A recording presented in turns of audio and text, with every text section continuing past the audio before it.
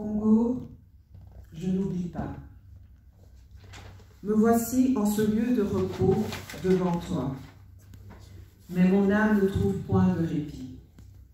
Là-bas, j'ai laissé ma mère, mes sœurs, seules, sans espoir, tomber dans les abysses de l'enfer sur terre. Autrefois, ce coin de paradis était comparé à la Suisse, par ses collines, ses verts pâturages, ses lacs, son climat tempéré. Sa terre, riche, accueillait même des denrées exotiques, fraises, pommes de terre, melons. Je me souviens des excursions en forêt avec ma grand-mère pour aller chercher des plantes médicinales. Espiègle, j'allais me glisser dans les feuillages pour observer une famille de gorilles des montagnes. Ma grand-mère me racontait que seul dans cette région du monde, on trouve l'okapi, ce mammifère de la famille des girafes, mais ressemblant drôlement aux zèbres avec son pelage marron et ses rayures sur le haut de ses pattes et son arrière-train. Il m'arrivait parfois d'accompagner maman au champ. J'aimais le bruit que faisait le coupe-coupe au contact des herbes brunâtres, qui devaient servir à confectionner des balais. Mais un jour, le coupe-coupe fut remplacé par des machettes.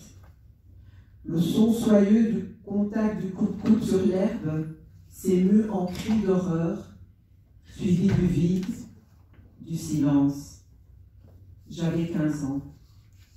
Coltan, lithium, or, GSM, laptop, voiture électrique, trottinette, ces mots résonnent creux en moi, et pourtant sont cause de tous nos malheurs. Brûlés, massacrés, éventrés, dépecés, déshumanisés. Le viol, comme stratégie de guerre, violent, atroce, sauvage, pour ne laisser aucune possibilité de donner la vie, pour que tout un peuple disparaisse. Stigmatisation, humiliation, destruction de la femme. Génocide? Non, ce statut est réservé à d'autres.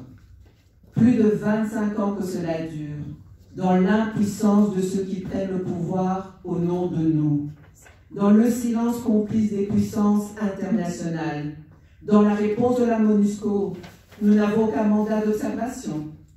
J'accuse le Rwanda, j'accuse l'Ouganda. Même toi, tu nous as abandonnés. Entends-tu les pleurs de tes enfants? Ne sommes-nous nés que pour être opprimés, exploités? Esclavagisme, colonialisme, néocolonialisme. Qui se lèvera pour nous conduire afin de réclamer justice? Qui se lèvera pour entonner le chant d'espoir afin que nos voix envoient le souffle de nos meurtrissures vers le ciel et tel un glaive écarte les nuages gris pour laisser place à la lumière?